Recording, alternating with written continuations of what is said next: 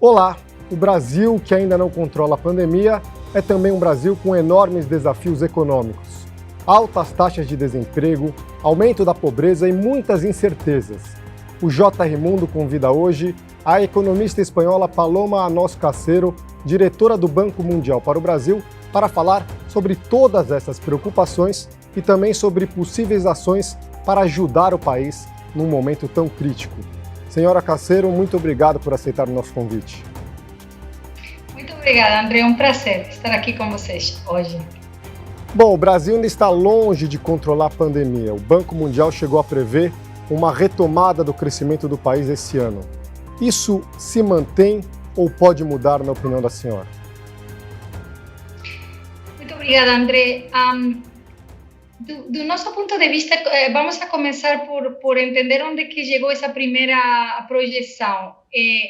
Se a gente veio o ano passado, após uma forte contração no segundo trimestre de 2020, que quando a pandemia chegou no país, a recuperação do Brasil finalmente foi apoiada no ano 2020 por um grande estímulo fiscal.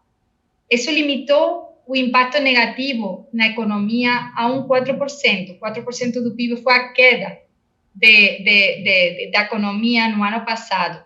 Então, o que acontece é que a gente ainda espera uma retomada, uma recuperação positiva em 2021, que agora estimamos perto do 3% do PIB. E isso tem a ver com a incerteza que a pandemia está gerindo, né? Temos um aumento de casos de Covid no momento no país, e isso aumenta os riscos da queda e a incerteza.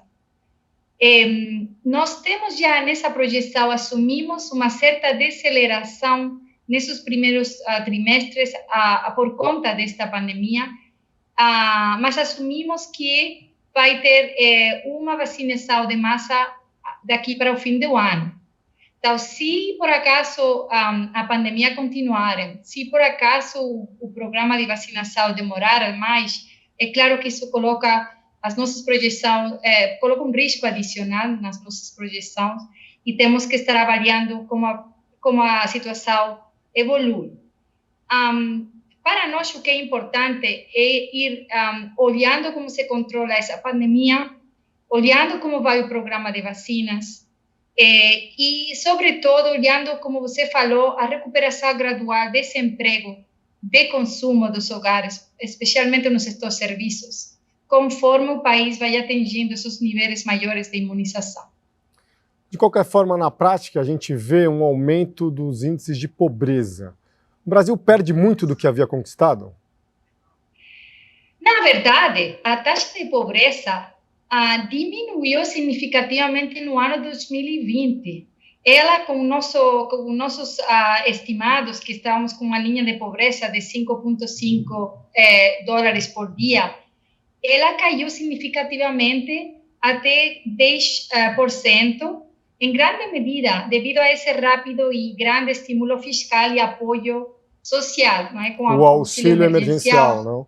Com auxílio emergencial, exatamente. Então, isso apoiou muito essa queda de pobreza. Agora, quando nós vemos o início de 2021, temos preocupação que essa pobreza volte a aumentar. É claro que vemos que voltou, o governo apoiou esse auxílio emergencial renovado, não é? Só que não é do mesmo tamanho que era antes, é menos generoso. E então ainda nós achamos que isso vai ajudar a pobreza, sim. Estimamos que até pode ajudar com esse pacote recentemente aprovado pelo governo, pode apoiar até quase 4 milhões de indivíduos a sair da pobreza, mas não vai dar para, digamos, voltar aos níveis que tinha o país em 2019. Então, isso é importante porque ainda temos o desafio continuado dessa pandemia, que ainda não foi controlada. Então, para nós, isso apresenta um desafio importante nessas discussões de política, tanto fiscal como de programa social. Porque, por um lado, o governo tem que claramente ver como apoia essas populações vulneráveis. Ao mesmo tempo, é claro que tem que ver um pouco qual é a credibilidade soberana, qual é o impacto digamos, nas perspectivas de mercado sobre o Brasil, e isso faz com que tenha que também olhar a sustentabilidade das contas públicas. Então, é um balanço que o governo tem que gerir nestes momentos. Isso que eu ia perguntar, a senhora considera que o auxílio para a população mais carente é fundamental nesse momento ou é um risco para as contas do governo? O auxílio emergencial é um programa importante que pode ajudar a apoiar o risco, digamos, pode apoiar a que a pobreza não aumente tanto. Então, é importante. É claro que não só, digamos, expressões sobre os programas sociais, como o auxílio emergencial, combinado com essa inflação, essas taxas de inflação que estão sendo mais elevadas do que estavam em meses anteriores, combinado aos riscos que vemos também a nível internacional sobre a pressão da alta de juros. Todos esses fatores, é claro que complicam essa decisão de política fiscal. Ao mesmo tempo, o Brasil tem uma âncora bem desenvolvida, uma âncora tanto monetária, tem um banco central muito forte, com muita capacidade de manter a situação sob controle do ponto de vista monetário, e tem também, a nível fiscal, uma reforma que fiz antes da Previdência, que foi muito importante, como a reforma da Previdência, que foi antes da pandemia, e agora tem também toda essa discussão de como, digamos, manter a credibilidade da âncora fiscal, tendo em conta a regra do teto, mesmo numa situação bem difícil como esta. Então, achamos que por enquanto, o governo tem aquelas ferramentas necessárias para negociar uma série de medidas que possam ajudar a diminuir o impacto negativo da pobreza e, ao mesmo tempo, manter essa credibilidade soberana que também é tão importante. Claro, o auxílio emergencial é o socorro para muitas famílias pobres. Mas mesmo para quem está empregado, a gente vê quando sai para fazer reportagens nas ruas, uma reclamação de que há uma queda do poder de consumo, porque os preços sobem e os salários não acompanham. Como é que isso afeta a economia do país como um todo? Claro, a inflação coloca uma pressão sobre a discussão orçamental, coloca uma pressão também sobre o consumo realmente de fato que tem as famílias, não? A renda disponível. E então é claro que por isso que é importante qual vai ser o papel do Banco Central, que tem muita credibilidade, tem muita experiência para digamos, mitigar esse impacto da inflação. E a nossa expectativa é que, mesmo que fique elevada por os meses a curto prazo, que se consiga atingir a meta daqui a fim de ano, a meta da inflação. Além disso, você falou do tema de desemprego, que é um tema que nos preocupa, porque, inclusive, antes da pandemia, as taxas de desemprego estavam ainda elevadas, com a pandemia empeorou, e então, tanto a taxa de desemprego como aqueles trabalhadores que perderam emprego ou ficaram com contratos suspensos, temos uma série de desafios no mercado de trabalho que nos preocupam, porque a pandemia agora, digamos, se deteriorou a situação. Então, é muito importante olhar para todas as medidas possíveis que possam ajudar a melhorar essa situação no mercado de trabalho. Ainda falando sobre ajuda para as populações carentes, o Banco Mundial aprovou um empréstimo de $1 bilhão para ampliação do Bolsa Família. Como é que funciona na prática esse empréstimo? Esse empréstimo foi um apoio que o Banco Mundial fez e acordou o ano passado.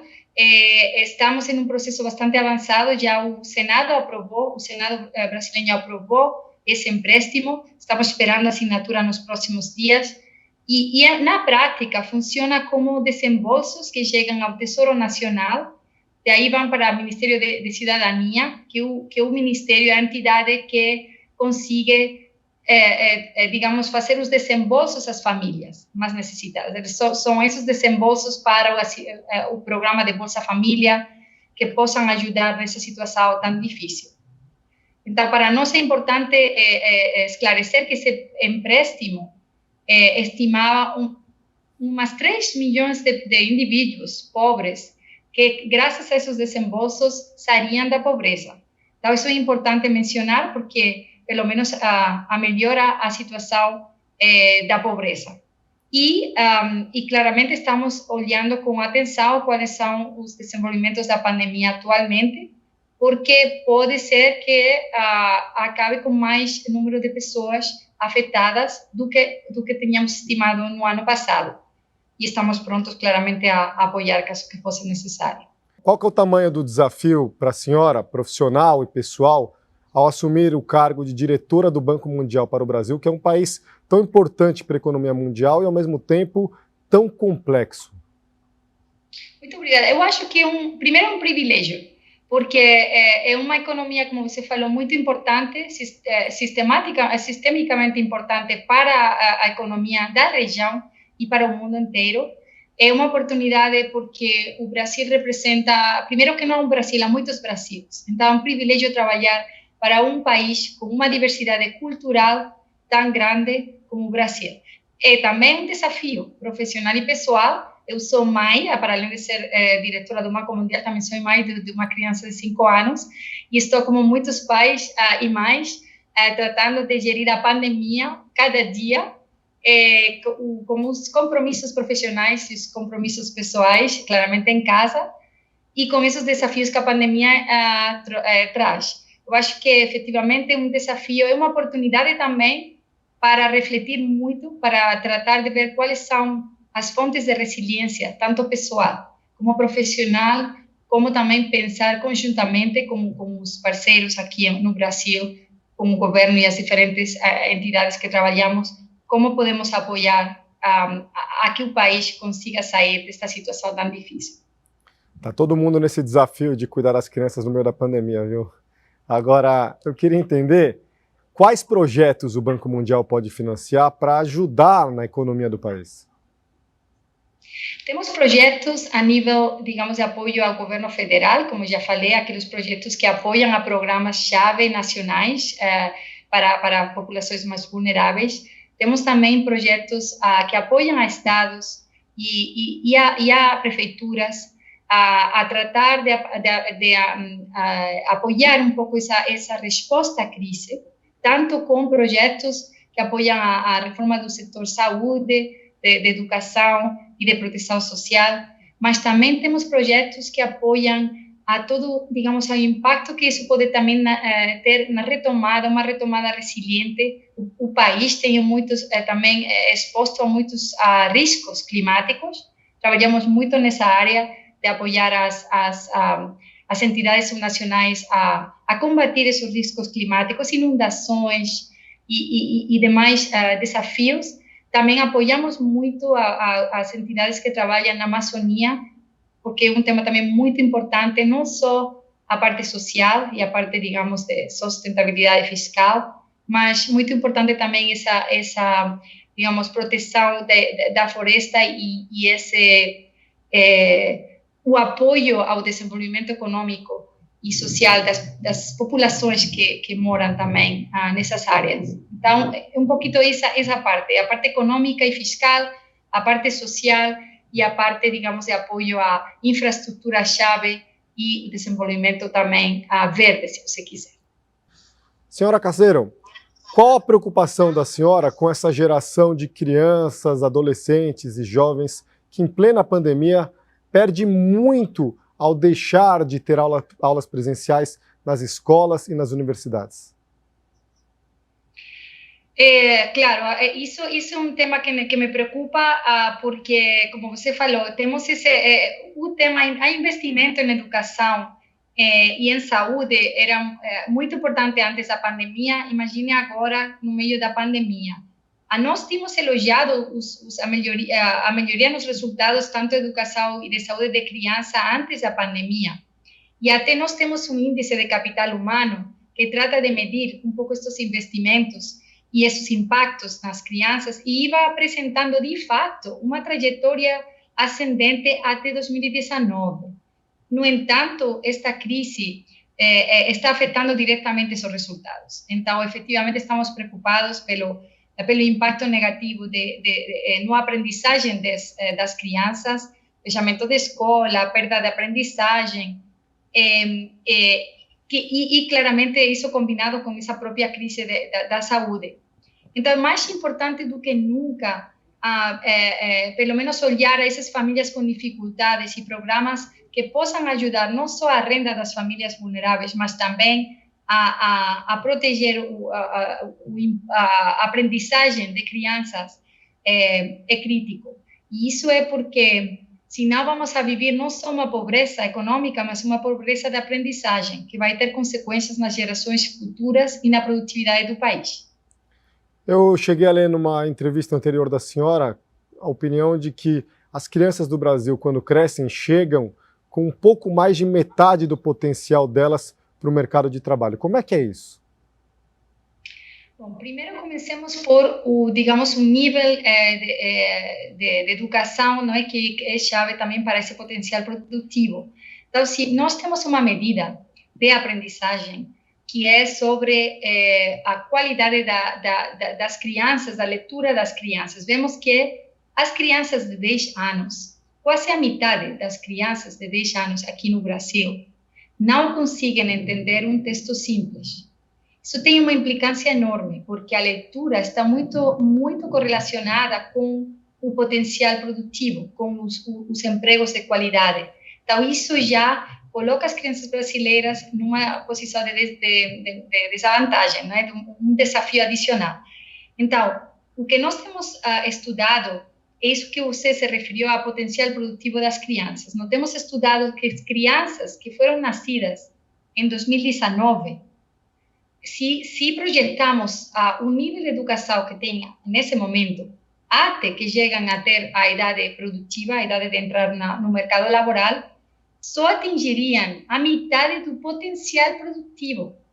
Essa é a mensagem, que isso se traduz por um desafio importante na qualidade de educação e no acesso de uma boa educação para todos e para todas. Vamos falar de novo sobre os desafios econômicos do Brasil. A gente costuma dizer que o Brasil enfrenta tantas crises aí ao longo da história que o país segue funcionando até de forma surpreendente. E agora a gente vê um aumento nos preços das commodities. Isso pode ajudar a economia do Brasil nesse momento crítico também? Sim, pode ajudar, porque o Brasil é um dos maiores exportadores no mundo de commodities, então esse é um aspecto positivo da evolução global dos preços da commodities. O Brasil tem um setor agrícola muito importante, não só para o país, mas a nível mundial, e então essa melhora de preços de commodities, é claro que apresenta um aspecto positivo. O setor agro, o ano passado, foi o único setor que teve um crescimento positivo. O setor industrial caiu, o setor de serviços caiu, o setor agrícola se mantuvo com crescimento positivo de 2%, mesmo num ano tão difícil.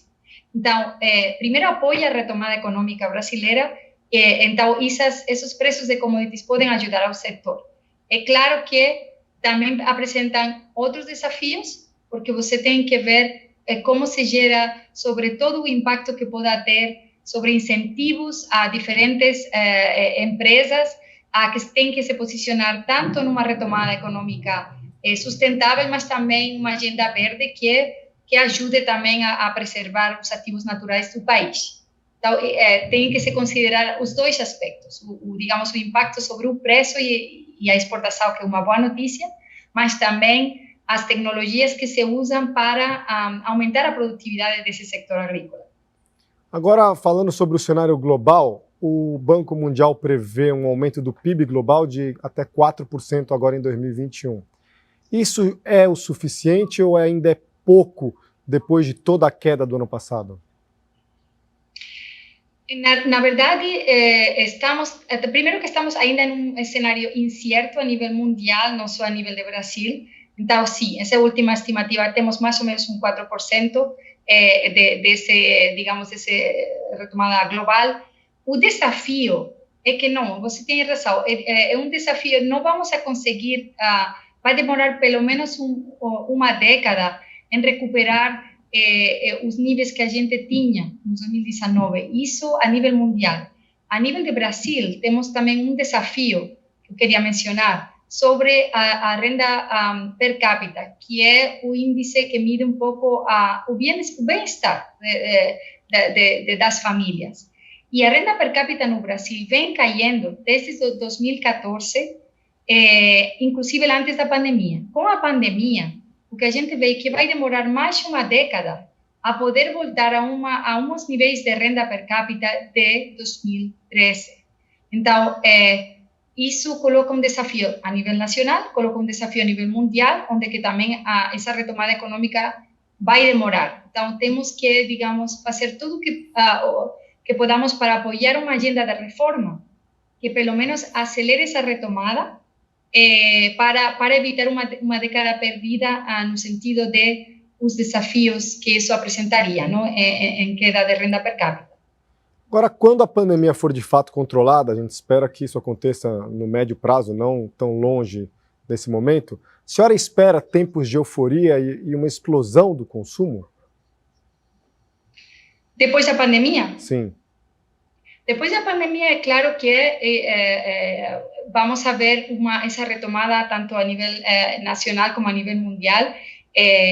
O desafio que eu vejo, como eu falava antes, para afetar o bem-estar das famílias, é preciso ter uma agenda de reformas que apoiem a produtividade laboral, a produtividade de jovens, a produtividade de mulheres, de populações vulneráveis. É muito importante para ter esse sentimento de, como você falou, de euforia, mas pelo menos de um optimismo, né? O optimismo vem com essa segurança que as crianças têm um potencial produtivo realmente utilizado no mercado de trabalho, que as famílias têm um nível de ingresso de renda adequado, e tudo isso não é só no fim da pandemia, é no sentido que a agenda, digamos, essa retomada inclusiva e sustentável tem que se materializar também com uma agenda de reformas que não podemos esquecer. Não é só a resposta à pandemia, é também essas reformas mais estruturantes que podem apoiar a esse sentimento mais positivo que você estava comentando, não é? Muito obrigado pela sua entrevista, senhora Casseiro. Muito prazer, André. E boa tarde a todos e a todas.